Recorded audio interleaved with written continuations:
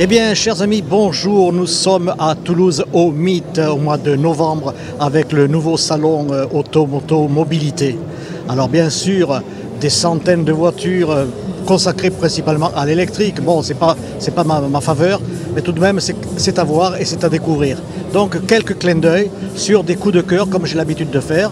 Je ne vais pas présenter toutes les catégories, on n'en finirait pas, mais tout simplement arpenter le salon, qui est sur toute la surface du Meet, et en plus on va voir, il y a une piste d'essai extérieure dans laquelle on peut rouler bien sûr sur certains véhicules.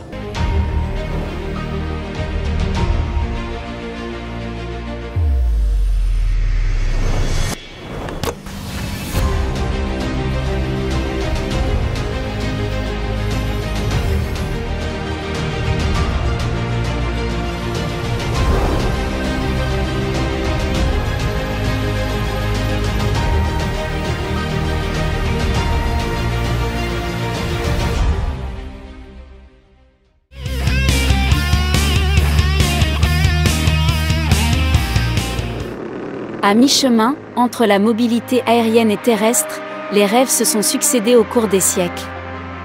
Déjà, en 1950, ce prototype laissait penser que l'on pourrait s'envoler comme l'on enfourche un vélo.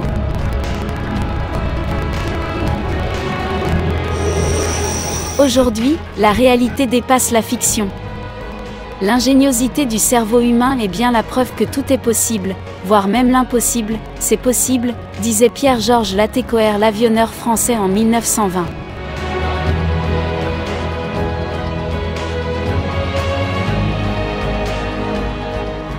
Eh bien Nicolas, bonjour. De la concession Xpeng, toute nouvelle à Toulouse depuis avril 2025. 2025, effectivement. Xpeng est une marque chinoise donc, qui est en France depuis mai 2024 et à Toulouse depuis avril 2025.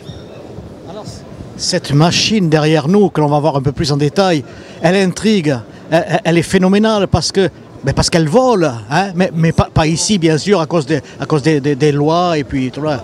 Alors ça a été fabriqué ça donc en Chine. Combien d'années de travail pour l'élaboration? Alors nous avons ici la 4e génération du X2, c'est le taxi volant autonome, et j'insiste avec le mot autonome, c'est toute j'ai envie de dire la philosophie de la marque qui est très orientée sur la technologie en Chine. C'est la 4e génération, il est né en 2022 et depuis eh bien avant-hier on a déjà la 5e génération qui a été annoncée en Chine. Regardez-le. Combien de passagers peuvent monter à bord ? Aujourd'hui, vous pouvez partir à 2 uniquement. Il n'y a pas de mal, mais quoi qu'il en soit, 2 passagers peuvent voler à bord pendant 30 minutes à une altitude maxi de 1000 mètres et jusqu'à 130 km/h. Effectivement, ça apporte. Bien sûr, donc en Chine, ce taxi, il est dans l'air du temps, il fonctionne. Exactement. Alors non seulement il est dans l'air du temps, il fonctionne, il est en Chine, mais aussi et surtout à Dubaï, d'où l'altitude des 1000 mètres pour passer au-dessus du Burj Khalifa. Pour passer du Burj Khalifa à la Palm Jumeirah, eh bien, il nous faut une vingtaine de minutes de vol. C'est exactement la volonté de la marque. Alors donc 4 doubles rotors, comme tous les drones en quelque sorte. Et vous-même, avez-vous volé à bord ? Non, je ne suis pas parti en Chine ni à Dubaï encore pour l'exploiter. En tout cas, je passe ce petit message chez Xpeng France. Avec grand plaisir, je viendrai l'essayer si vous m'y invitez. Parce qu'à Toulouse, quand même, on a des terres d'envol et ça serait bien peut-être de voir et de décoller avec. Hein, vous et moi, hein, par exemple. L'idéal, ce serait de se dire qu'on pourrait partir ici de l'aérodrome de Muret ou à l'aérodrome de Lasbord et puis aller à Blagnac pour prendre son avion, son jet privé. Parce qu'à 135 000 $, pardon, l'unité, ben oui, effectivement, il faut quand même être un poil fortuné. Alors précisons quand même que les passagers, bien sûr, tout a été commandité, il n'y a pas de pilote, ils ne touchent à rien. Exactement. Vous avez simplement une carte avec des points qui sont référencés et donc vous ne pouvez aller que sur ces points. Je ne peux pas partir de mon jardin pour aller chez mon copain Bernard à côté, c'est pas possible. Ça part d'un aérodrome, un hélipad, et ça va sur un hélipad ou un aérodrome obligatoirement. Oui, mais alors donc les passagers, avant de monter à bord, demandent donc à la programmation d'aller de tel endroit à tel endroit. Exactement, et ça c'est fait depuis le X2. Vous avez directement un écran de contrôle central et vous allez choisir où vous voulez aller. c'est le passager quand même qui décide des points accessibles. Ok. Exactement, vous n'avez rien à faire à choisir depuis l'application dans le X2 autonome. Alors, à quand verrons-nous ces phénomènes, puisqu'il y en aura d'autres bien sûr, en France? Déjà, il devait y avoir pour les Jeux Olympiques, et ça a été un fiasco, parce que à cause des normes, des réglementations, à outrance un peu. Hein. Vous venez de répondre tout seul à la question. Tant que la réglementation ne changera pas et qu'on aura autant de restrictions pour faire décoller ne serait-ce qu'un drone de plus de 900 grammes aujourd'hui, j'ai envie de dire que je lui donne un avenir d'ici une dizaine d'années en France, le temps que déjà toutes les voitures roulent en mode autonome. Eh bien à ce moment-là, je pense qu'on s'occupera du ciel et on aura un petit peu plus de couloirs aériens pour ce genre d'aéronef. Bon, bah, écoutez, merci de nous faire rêver. Et puis j'espère que peut-être d'ici 2 ans maximum, on puisse faire un vol d'essai quand même. Bah, je serais ravi et puis la prochaine fois, c'est moi qui vous emmènerai avec grand plaisir. Avec plaisir. Merci Nicolas. Je vais quand même regarder tout ceci un petit peu en détail. Hein. Je vous en prie, passez une belle journée. On y va ? De chaque côté. Et après, tu lui dis quoi? J'ai plusieurs plans de vol. Là, j'en ai 4. J'ai 4 plans de vol. J'appuie sur le plan de vol. Il me dit, je vais partir d'ici. Hop, on va aller chercher quelqu'un. On va vous déposer et je rentrerai à la base tout seul comme un grand. D'accord? Donc, j'appuie sur le take-off. On est parti.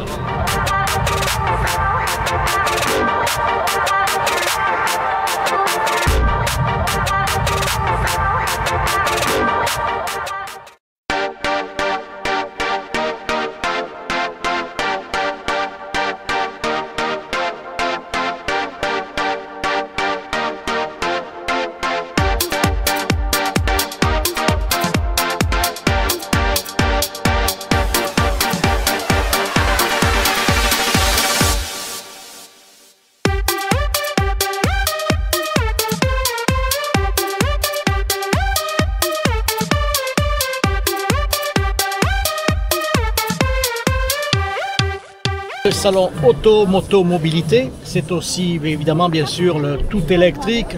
Alors, on en parle, il y a des modèles qui se culbutent les uns les autres. Ici bien sûr c'est le stand Tesla. Et voilà l'un des modèles assez originaux. Il y a un tableau de bord gigantesque, c'est carrément une télévision. Voilà. J'imagine que conduire à bord de cette machine, ça doit offrir un luxe, un confort aussi phénoménal. Mais bien sûr, je ne vous dirai pas le prix. Oui, vous pouvez vous dire que c'est pas pour aller faire les courses au supermarché. Hein. On est bien d'accord.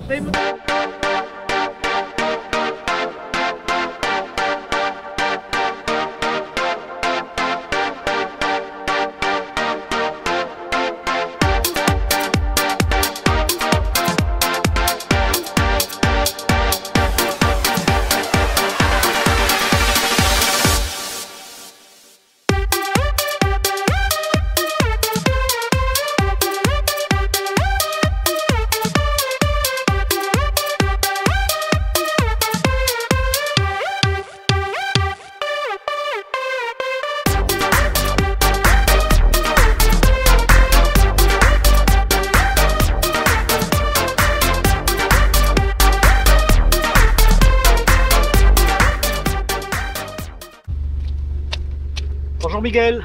Bonjour. Ah, c'est gentil parce que ça fait un moment que j'attends sur le bord de la route là. Pas de si vous voulez bien m'emmener. Avec plaisir, merci. pas de souci. Alors Miguel, nous sommes à bord d'un véhicule que vous pouvez me présenter en quelques mots. Alors on est dans la Giulia Quadrifoglio, donc 2023. C'est un moteur Ferrari qui vient d'une 458 auquel on a enlevé 2 cylindres. Qui fait à peu près 520 chevaux, pardon. D'accord, donc ça veut dire que ça dépote, soit. Ça dépote quand même pas mal, c'est quand même une vraie pistarde. Et on va pouvoir déjà faire une première démonstration de sa puissance. Ah oui. Waouh. Ah la vache. Ah oui, ouais, il y a quelque chose sous le capot, hein, c'est moi qui vous le dis. Hein. Ah ouais. Oh purée. Là on a quelque chose d'assez intéressant, donc on est vraiment sur une vraie pistarde.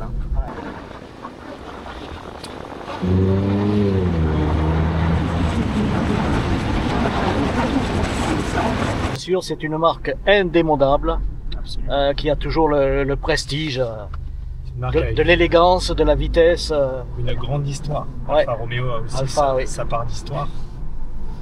Et Ferrari, ça reste quand même...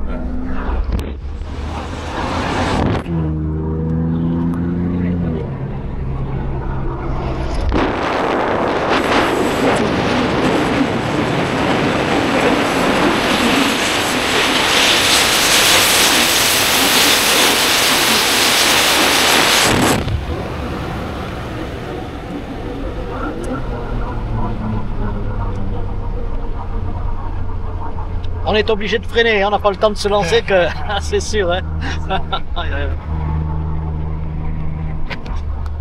C'est quoi là la vitesse de pointe?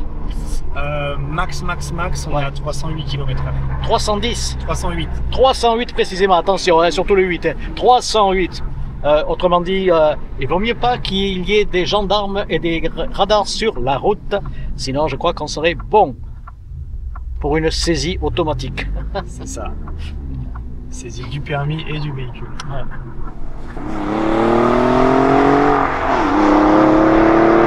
Il y en a qui jouent là, hein? Ouais, il y en a qui jouent, mais bon, pas jouer longtemps. Hein. Oui. Et oui, en plus, ouais. C'est ça qui était dommage parce qu'avant il y avait le salon Ferrarissime avec Automoto Rétro et puis il y a eu tellement de stupidité des conducteurs que...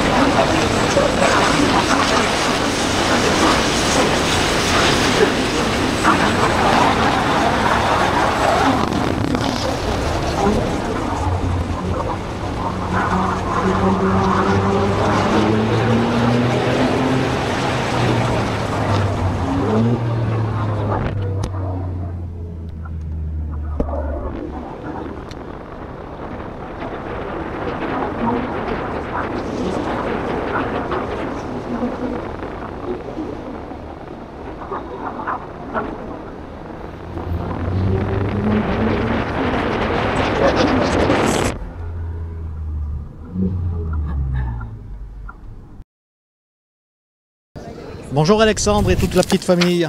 Alors, vous êtes venu aujourd'hui au salon Auto-Mobilité. Pourquoi d'abord? Pour passer un moment avec mes garçons et leur montrer des jolies voitures et voilà. Et puis aussi voir un peu toutes les activités qui sont proposées. Quel serait votre coup de cœur ou bien qu'est-ce que vous recherchez? Alors moi, ce que je recherche, c'est avant tout des voitures qu'on ne peut pas voir dans la vie de tous les jours, que ce soit sur le chemin de l'école ou au travail. Des Formule 1, enfin des Formule 3 plutôt, tout ce qui est simulateur, des voitures de course, de rallye. Voilà, donc c'est un peu ce qu'on recherche avec les garçons. Qu'est-ce que vous pensez? Parce que vous avez peut-être remarqué que dans ce salon, on va dire que 80% c'est du tout électrique. Qu'est-ce que vous pensez de l'électrique? Je pense que l'électrique, ça peut être l'avenir. Après, je pense qu'on est encore au début du processus et qu'il y a encore pas mal à améliorer, pas mal d'améliorations à apporter. Ouais. Oui, parce que vous avez vu quand même qu'il y a des couacs. Hein, et l'intelligence artificielle des voitures aussi se retourne contre les automobilistes avec les pannes soudaines là, de stop. Hein. Qu'est-ce qu'on peut en penser de ça finalement? Je trouve que c'est dangereux parce qu'à mon avis, on ne le maîtrise pas encore totalement. Donc c'est pour ça que l'électrique, oui, mais pour ma part, ça ne sera pas pour maintenant, je pense. J'attends qu'il y ait plus de certitude à ce niveau-là. Oui, quand les enfants auront 30 ans, peut-être que d'ici là, on aura pu évoluer. Ou peut-être qu'on aura fait machine arrière, je ne sais pas. Je le pense aussi, donc à voir. Vous avez plusieurs véhicules à la maison peut-être? Oui, 2. Essence et diesel. Et puis peut-être le vélo Non, vélo mécanique, pareil. Écoutez, je vous remercie, puis bon salon. Merci, au revoir. Liam et Mathéo. Eh bien voilà, c'est parfait, merci, au revoir. Et merci.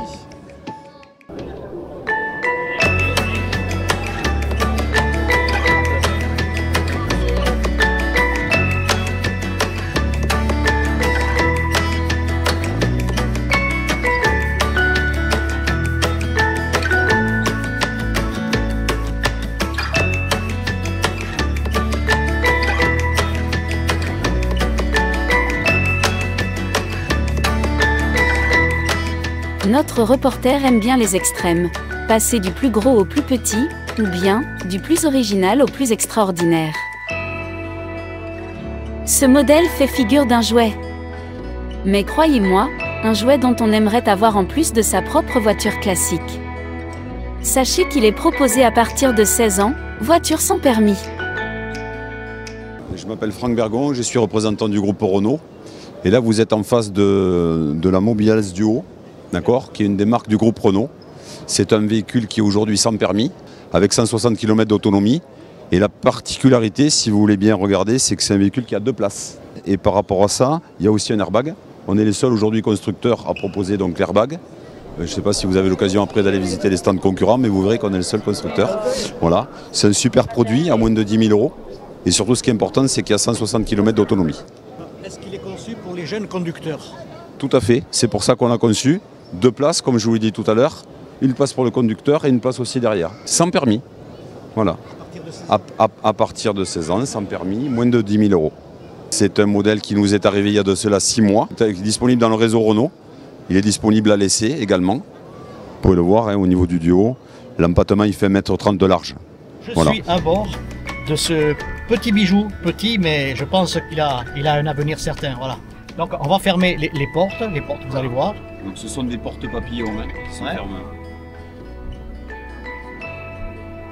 Alors de suite, bien sûr, on a l'impression d'être dans un vaisseau spatial.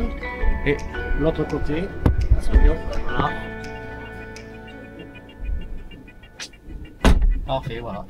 Et puis maintenant, il n'y a plus qu'à partir, tout simplement.